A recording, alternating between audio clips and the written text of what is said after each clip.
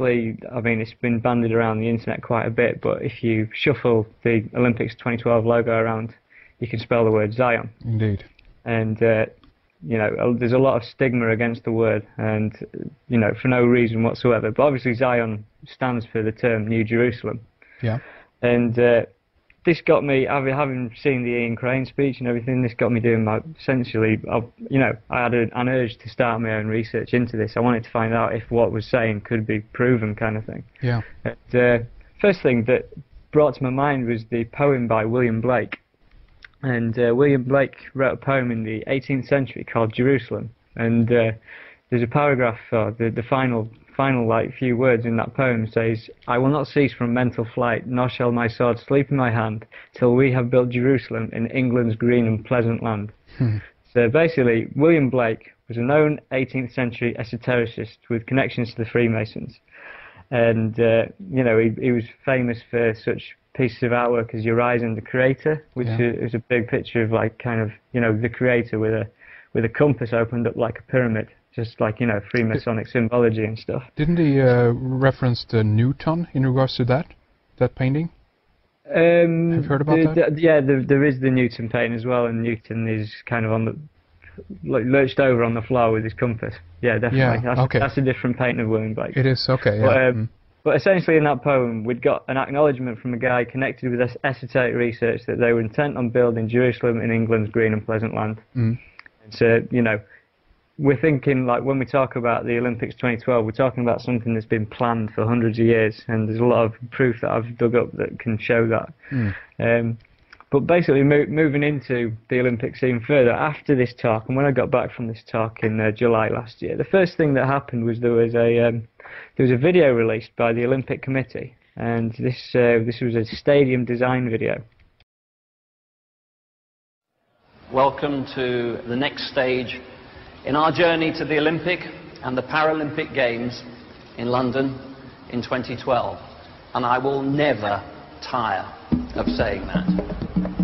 The Olympic spirit is about finding the best in ourselves. London 2012 will be that and more.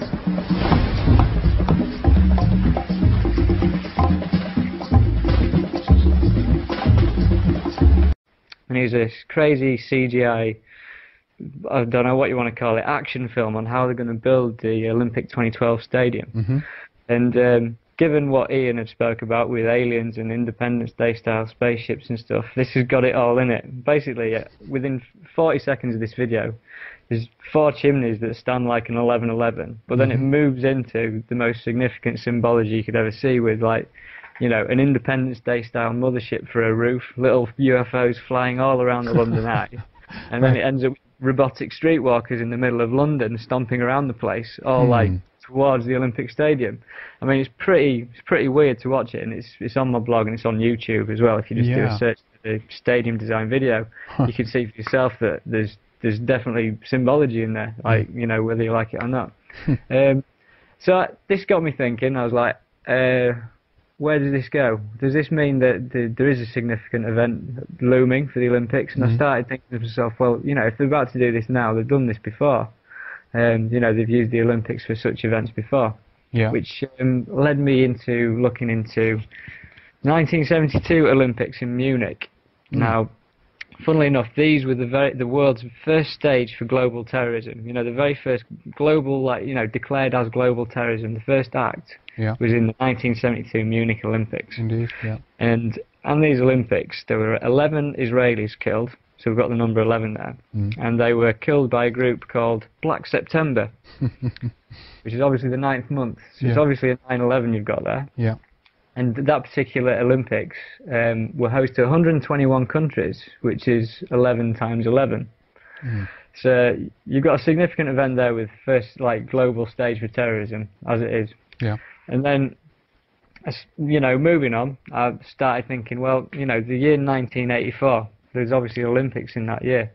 And it's synonymous with the George Orwell book of Big Brother and, you know, a completely, you know, oppressive state, if you like, a New World Order kind of background. And I I'd briefly remembered hearing things about a closing ceremony in the 1984 Olympics, and did some rooting around on the internet, and obviously came across a video. In the 1984 Olympics, which were held in Los Angeles, they closed the ceremony, and the audience didn't even expect this, because most of the audience thought it was real at the time. It closed with a UFO flying over the Olympic Stadium, kind of communicating with the audience in a Close Encounters of the Third Kind style. The UFO eventually closes down and lands in the center of the stadium.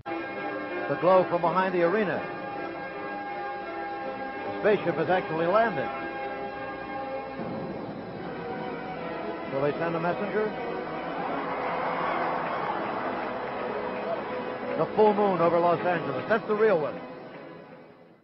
At which point there's a load of smoke, and then this alien gets out and tells the audience that he likes what he sees there. He thinks we have a visitor. The alien himself. That is no one on stilts. That is a man 7 feet 8 inches tall.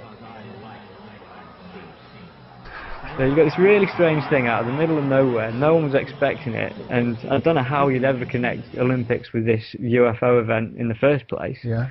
But basically, obviously, 1984 symbolic year, UFO landing. So you start thinking, stuff going on. Yeah. Not sure what. I can't really put my finger on things. And at this point, I'd decided to move away from the Olympics for a bit, because I felt that, I wasn't going to find much more for the time being. And it got me involved in looking at symbols of sorts, and general symbolism and corporate logos. And I started off with obviously the all-seeing eye on the dollar bill. Yeah. And if you notice with the all-seeing eye on the dollar bill, on the particular side that it's on, it's the only note that it appears on in America, and there's 4 ones on it, and they ring out 1111 either side of the dollar bill. Indeed, yeah. You got the same thing again.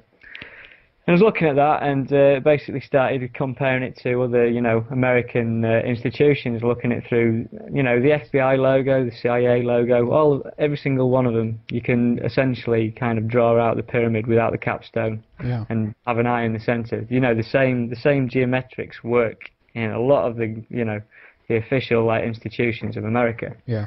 And I wanted to get to the source of where this was, and everyone, generally a misinterpretation is that America was the foundation of all of this. In 1776, and for a while I thought America was the start of all of this New World Order stuff. I didn't think any further than that. My consciousness wouldn't allow it. Yeah. But eventually, came to me, Britain. Obviously, the British founded America. Yeah. In a Western kind of empire sense, but looked at the British coat of arms, and if you pick up the British coat of arms, again you'll notice that you've got a pyramid, and where the all-seeing eye is, you've got a crown. It's the same thing. You can draw the same geometrics over it, and you've got smack bang the same symbols coming at you. So I was like, right, well, what's going on here then? This is obviously a lot more, ingrained in the human civilization, more than I thought, anyhow. Indeed. Which point you then start moving to the famous corporate symbols of McDonald's and Schweppes and Starbucks, these amazing corporations that you'll find them in all the symbolic places of the world. Like when I've been to Rome, you've got a McDonald's opposite the Pantheon and the Egyptian obelisk. And then if you go to the Sphinx in Cairo, and you've got a KFC, and you've got a McDonald's right outside the entranceway. And, literally everywhere you go, you can no doubt find one of these kind of food venues or whatever, right next to some of these symbolic structures. Yeah. And so, for instance, explain the McDonald's logo. You got 9 letters in the word McDonald's, and I decided to split that up into pyramid numerology. So you've got 1, 2, 3, 2, 1. Split the word up. Do you know what I mean? Into a step kind of structure. And I think you have this on your blog, isn't that right? So people that are tuning in can take a look at that. You can take a look at it on my blog, but basically, to spell it out, basically you can form a pyramid-like word out of it, in which the cornerstones and the top part of the pyramid minus the capstone spell the word Mason. Yeah. And essentially what the pyramid is showing is that the 2 arches of Freemasonry, or the golden arches, or whatever you want to call them, emanate from the centre of the pyramid and preside all the way onto the outside of the pyramid. So essentially you've got this event that seems to preside over the pyramid. And then same thing goes with the Schweppes logo. I mean, I had a real good 11/11 moment with this because it happened in a glass of Schweppes tonic water when the ice cubes started ringing at me.